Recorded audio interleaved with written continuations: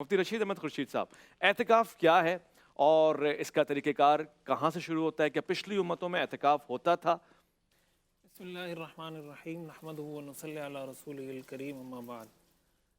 سب سے پہلے اس بات کی طرف آتے ہیں کہ پچھلی امتوں میں اعتکاف ہوتا تھا یا نہیں۔ تو قرآن کریم کی آیات کا اگر مطالعہ کیا جائے جی تو حضرت ابراہیم اور حضرت اسماعیل علیہ السلام نے جب بیت اللہ کی تعمیر کی تو قرآن کریم میں اللہ تعالیٰ نے ان کو جو حکم دیا تو اس میں ایک حکم یہ تھا ان طہر بیتی للطائفین والعاکفین، کہ میرے گھر کو آپ پاک رکھو طواف کرنے والوں کے لیے اور اعتکاف کرنے والوں کے لیے۔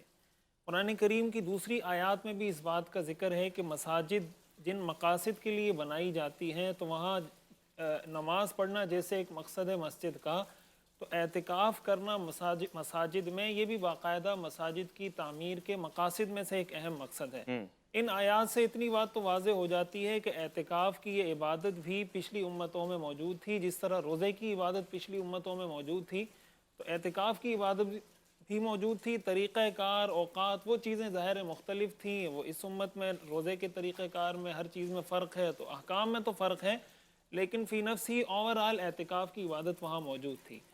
جو دوسری بات ہے کہ اعتکاف پھر حضور علیہ السلام کی جو سنت ہے، حدیث شریف میں آتا ہے حضور علیہ السلام نے جب مدینہ منورہ ہجرت فرمائی تو پھر آپ نے اپنی زندگی کے آخر تک مسلسل رمضان کا اعتکاف فرمایا۔ آپ نے آخری عشرے کا اعتکاف بھی فرمایا، آپ نے 20 دن کا اعتکاف بھی فرمایا رمضان میں، آپ نے پورے مہینے کا اعتکاف بھی فرمایا۔ اور اعتکاف کا جو بنیادی مقصد اور فلسفہ ہے اس کی تفسیر میں اگر جائیں تو ایک اہم مقصد جو حضور علیہ السلام نے متعین کر کے امت کو بتایا وہ لیلۃ القدر کا حصول ہے۔ قرآن کریم میں آتا ہے لیلۃ القدر خیر من الف شہر، کہ 1000 مہینوں سے بہتر ہے۔ اب 1000 مہینوں سے بہتر ہونے کا مطلب یہ ہے کہ اگر ایک انسان کو لیلۃ القدر حاصل ہو جاتی ہے یہ اس کی پوری زندگی سے افضل ہے، اس لیے کہ ایک انسان کی نارمل زندگی 60-70 سال ہوتی ہے تو لیلۃ القدر کی ایک رات 83 سال سے زیادہ بہتر ہے۔ تو اگر ایک رات کسی کو مل جاتی ہے اس کا مطلب یہ ایک رات ایک طرف اس کی پوری زندگی کی عبادتیں دوسری طرف، اس ایک رات کو اس پر فضیلت حاصل ہے۔ تو لیلۃ القدر ظاہر حضور نے فرمایا کہ تحروا لیلۃ القدر فی العشر الاواخر من الوتر، کہ آپ نے وطر اور طاق راتوں میں عشر اخیرہ کی تلاش کرنا ہے۔ تو ظاہر ہے کہ طاق راتیں عشر اخیرہ کی وہ ساری اعتکاف میں آ جاتی ہیں۔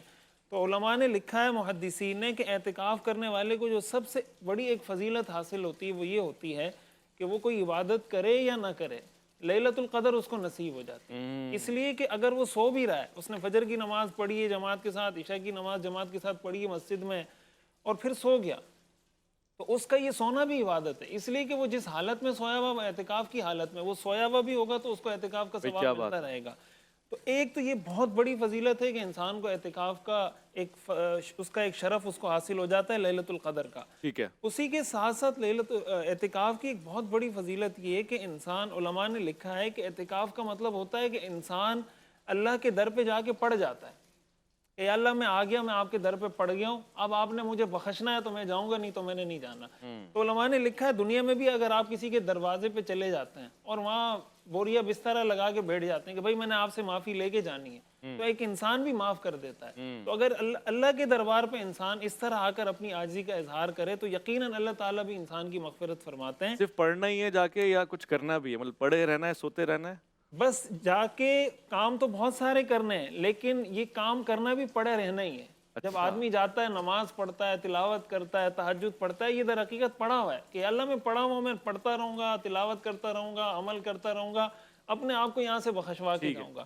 تو یہ اعتکاف کی ایک بڑی فضیلت ہے۔ جیسے وہ ایک شعر ہے نا غالباً مرزا غالب کا کہ جی ڈھونڈتا ہے پھر وہی فرصت کہ رات دن بیٹھے رہیں تصور جانا کیے ہوئے، پھر جی میں ہے کہ در پہ کسی کے پڑے رہیں سر زیر بار منت درباں کیے ہوئے۔ تو جو معتکف ہوتا ہے وہ اللہ کے دربار پہ آ کے پڑ جاتا ہے کہ یا اللہ میں نے یہاں سے لے کے جانا۔